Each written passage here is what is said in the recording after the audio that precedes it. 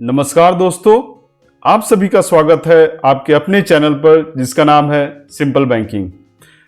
आज की इस वीडियो में हम लोग डिस्कस करने जा रहे हैं prime minister employment generation programme scheme के बारे में। हम इसमें देखेंगे कि यह स्कीम क्या है, इसमें जो लाभार्थी होते हैं उनको कैसे सेलेक्ट किया जाता है, कितना लोन मिलेगा, कितना सब्सिडी मिलेगी और कुछ ऐसे भी एक्टिविटी है जिसको कि फाइनेंस नहीं किया जाता है। तो इन सब के बारे में हम इस वीडियो में डिस्कस करने वाले हैं। सबसे पहले तो मैं आपको बताना चाहूँगा कि centre for monitoring Indian economy के अनुसार बेरोजगारी दर जुलाई 2022 में 6.80% से बढ़कर अगस्त 2022 में 8.28% हो गई। अगस्त 2022 में शहरी बेरोजगारी दर 9.57% थी, जबकि ग्रामीण क्षेत्र में बेरोजगारी दर 7.68% थी। राजस्थान बेरोजगारी दर में तीसरे नंबर पे आता है 31.40% के साथ, और पहले दो राज्य हैं हरियाणा, जहां की बेरोजगारी दर 37.30% है, और जम्मू कश्मीर वहां बेरोजगारी दर आपकी 32.80% है। तो शहरी और ग्रामीण क्षेत्र में फैले इस बेरोजगारी पर प्रहार करने के लिए भारत सरकार ने prime minister employment generation programme की शुरुआत की। जो सरकार की मंशा है वह यह है कि कम से कम 4 लाख नई सूक्ष्म उद्योग से 30 लाख रोजगार उत्पन्न किया जाए। इसके लिए भारत सरकार ने वर्ष 2020-21-22 से 2025-26 के लिए prime minister employment generation programme के लिए 13,554.42 करोड़ रुपए आवंटित किए हैं। और प्रधानमंत्री रोजगार सृजन कार्यक्रम जो है, यह एक बहुत ही सुनहरा अवसर है हम लोग को बेरोजगारी को कम करने का। प्रधानमंत्री रोजगार सृजन कार्यक्रम प्रधानमंत्री रोजगार योजना और ग्रामीण रोजगार सृजन कार्यक्रम के समन्वय से बनी है। इस योजना की निगरानी सूक्ष्म, लघु और मध्यम उद्योग मंत्रालय द्वारा की जाती है। प्रधानमंत्री रोजगार सृजन कार्यक्रम को राष्ट्रीय स्तर पर खादी एवं ग्रामोद्योग आयोग द्वारा लागू किया जाता है, जबकि राज्य स्तर पर इसे राज्य खादी एवं ग्रामोद्योग आयोग प्रबंधन विभाग, राज्य खादी एवं ग्रामोद्योग मंडल, जिला उद्योग केंद्र और बैंकों द्वारा लागू किया जाता है। इस योजना का उद्देश्य ग्रामीण तथा शहरी क्षेत्र में नई स्वरोजगार उपक्रम, परियोजना अथवा सूक्ष्म उद्योग को बढ़ावा देकर रोजगार उत्पन्न करना है। ग्रामीण क्षेत्र के पारंपरिक कार्यक्रम और शहरी बेरोजगार को स्वरोजगार के माध्यम से एक दिशा प्रदान करना भी इस योजना का काम है।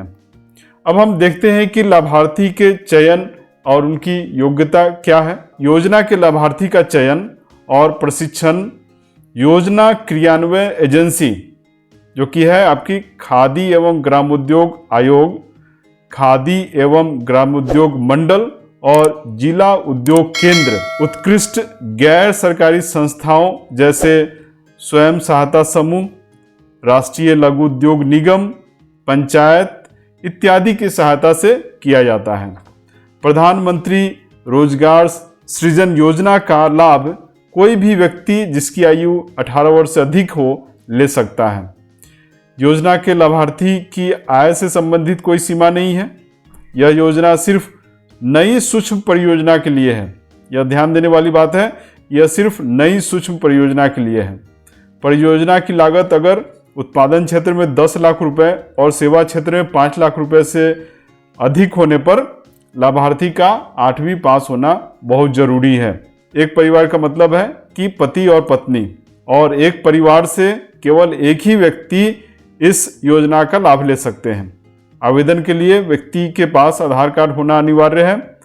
आवेदन ऑनलाइन स्वीकार किए जाते हैं और प्रधानमंत्री रोजगार सृजन कार्यक्रम के लाभार्थी को कम से कम 5 दिनों की कौशल विकास प्रशिक्षण लेना अनिवार्य है अगर परियोजना की लागत 5 लाख रुपए से ऊपर है। तो 5 लाख रुपए से ऊपर की परियोजना में लाभार्थी को कम से कम 10 दिनों की भौतिक मतलब कि ट्रेनिंग सेंटर पर जाकर के ट्रेनिंग लेना अनिवार्य है अथवा 60 घंटे की ऑनलाइन प्रशिक्षण लेना अनिवार्य है अगर योजना की लागत 5 लाख रुपए से अधिक है। जहां परियोजना की लागत 2 लाख रुपए से कम है वहां प्रशिक्षण लेना अनिवार्य नहीं किया गया है। और भारतीय रिजर्व बैंक के अनुसार 10 लाख रुपए तक के लोन के लिए आपको किसी तरह की सिक्योरिटी अथवा जमानती संपत्ति देने की जरूरत नहीं है। अब हम बात करते हैं कि वित्तीय सहायता किस प्रकार दी जाती है। तो सरकारी सब्सिडी खादी एवं ग्रामोद्योग आयोग बैंक के माध्यम से योजना के लाभार्थी को देता है। सब्सिडी के लिए योजना की लागत उत्पादन क्षेत्र में 50 लाख रुपए और सेवा क्षेत्र में 20 लाख रुपए से ज़्यादा नहीं होनी चाहिए। परियोजना की लागत अगर उत्पादन क्षेत्र में 50 लाख रुपए से ज़्यादा या सेवा क्षेत्र में 20 लाख रुपए से ज़्यादा है तो बैंक अगर चाहे तो ऋण दे सकता है, लेकिन योजना में निर्धारित अधिकतम राशि के ऊपर सब्सिडी नहीं मिलेगी। तो सब्सिडी का जो प्रकार है वो कुछ इस तरह से है। जनरल कैटेगरी जो साधारण सामान्य वर्ग के लोग हैं उनको 10% मार्जिन देना होता है और उनको जो सब्सिडी शहरी क्षेत्र में मिलेगी वो 15% है, ग्रामीण क्षेत्र में 25%। स्पेशल कैटेगरी जैसे कि SC ST OBC माइनॉरिटी और फिजिकली डिसेबल्ड पर्सन है तो उनको मार्जिन देना होता है 5% और जो सब्सिडी का रेट है वो शहरी क्षेत्र में 25% है और ग्रामीण क्षेत्र में 35% है। बैंक जो ऋण देता है लाभार्थी को वो 2 रूप में देता है, वर्किंग कैपिटल और टर्म लोन। तो वर्किंग कैपिटल कम से कम 40% और जो टर्म लोन है वो 60% से ज़्यादा नहीं होना चाहिए। परियोजना शुरू होने के तीसरे साल के अंत तक अगर परियोजना की कुल लागत बैंक ऋण से कम रह जाती है तो अतिरिक्त राशि खादी एवं ग्रामोद्योग आयोग को बैंक द्वारा लौटा दी जानी है। बैंक अपने ऋण पर सामान्य रूप से समान ऋण पर लगने वाले ब्याज दर वसूल करता है और ऋण चुकाने की जो अवधि होती है वो 3 साल से लेकर 7 साल के बीच में होती है। कोई भी परियोजना बिना पूंजीगत व्यय के मंजूर नहीं की जाती है। भूमि की लागत को परियोजना लागत में शामिल नहीं किया जाना है और पहले से तैयार या लंबी लीज या किराए के वर्कशेड या वर्कशॉप को परियोजना लागत में शामिल किया जा सकता है, लेकिन इसकी जो गणना है वो सिर्फ 3 वर्ष के अधिकतम अवधि के लिए की जा सकती है।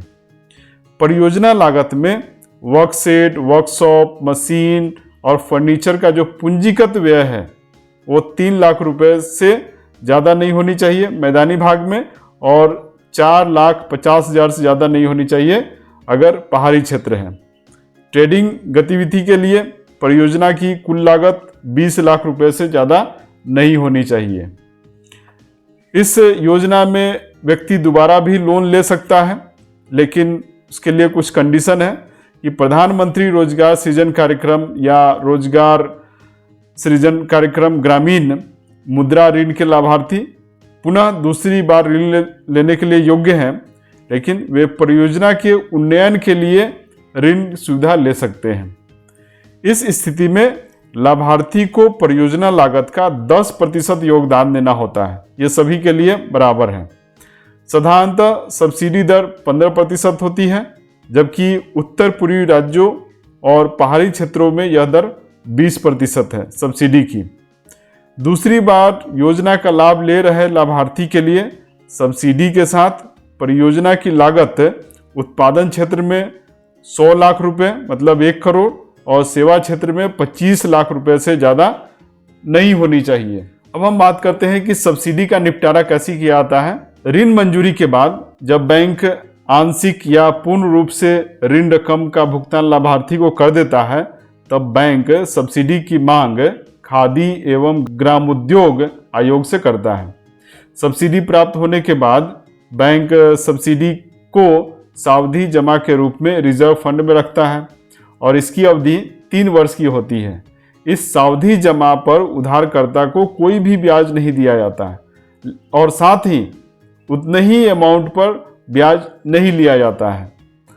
अगर परियोजना 2 बैंकों द्वारा वित्त पोषित है तो उसे सब्सिडी का लाभ नहीं मिलेगा। ठीक है, और सब्सिडी का लाभ लेने के लिए कुछ शर्तें हैं, उसको भी ध्यान रखना है।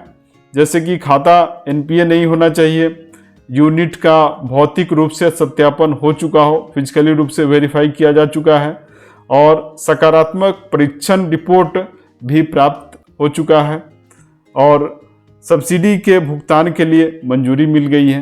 तो ये कुछ कंडीशन है जिसको कि ध्यान में रखना है। शहरी या ग्रामीण क्षेत्र का जो वर्गीकरण है राज्य के राजस्व रिकॉर्ड के अनुसार होता है, या ऐसे क्षेत्र जो पंचायती राज्य के अंतर्गत आते हैं वे ग्रामीण क्षेत्र कहलाते हैं और ऐसे क्षेत्र जो म्युनिसिपैलिटी के अंतर्गत आते हैं वे शहरी क्षेत्र कहलाते हैं। इस तरह से जो क्षेत्र है उसका वर्गीकरण किया जाता है और क्षेत्रों के वर्गीकरण में जनसंख्या की कोई भूमिका नहीं होती है। ठीक है, तो ये आपको ध्यान रखना है। जो लाभार्थी होंगे उसे अपने जो भी यूनिट है वहाँ पर ये बोर्ड डिस्प्ले करना होगा, यूनिट का नाम लिखना है, किस बैंक के द्वारा फाइनेंस किया गया है और जो जिला है वो होगा, नीचे prime minister employment generation programme ministry of micro small and medium enterprises द्वारा वित्त पोषित है, ये दिखाना होगा। अब हम बात करते हैं कि वे कौन कौन से लिस्ट है जिसको कि इसमें फाइनेंस नहीं किया जाता है।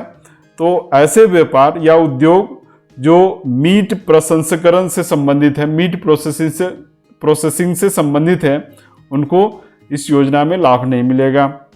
जो व्यापार या उद्योग नशीली उत्पादन से संबंधित हो या ऐसी गतिविधियां जिसे स्थानीय प्राधिकरण द्वारा प्रतिबंधित किया गया हो, या फिर ऐसे व्यापार या उद्योग जो 75 माइक्रोन से कम मोटाई वाले पॉलीथीन का उत्पादन करती हो, उन्हें इस योजना में लाभ नहीं मिल सकता है। इस वीडियो में हम लोगों ने क्या डिस्कस किया? तो इस वीडियो में हम लोगों ने देखा कि शहरी और जो ग्रामीण क्षेत्र में बेरोजगारी दर है उसको किस तरह से दूर किया जाए। इसके लिए सरकार एक योजना लेकर के आई है जो कि नाम है prime minister employment generation programme. इसमें सब्सिडी भी मिलती है और एक परिवार के एक मेंबर इसमें लाभान्वित हो सकते हैं। तो मैं समझता हूं कि वीडियो आपको अच्छा लगा होगा। वीडियो अच्छा लगा है तो इसको लाइक कीजिए, सब्सक्राइब कीजिए और पास में जो बेल का आइकन है उसको भी दबा दें, जिससे कि समय समय पर मेरी वीडियो आपको मिलती रहे। मिलते हैं अगले वीडियो में, तब तक के लिए धूम मचाते रहिए। धन्यवाद।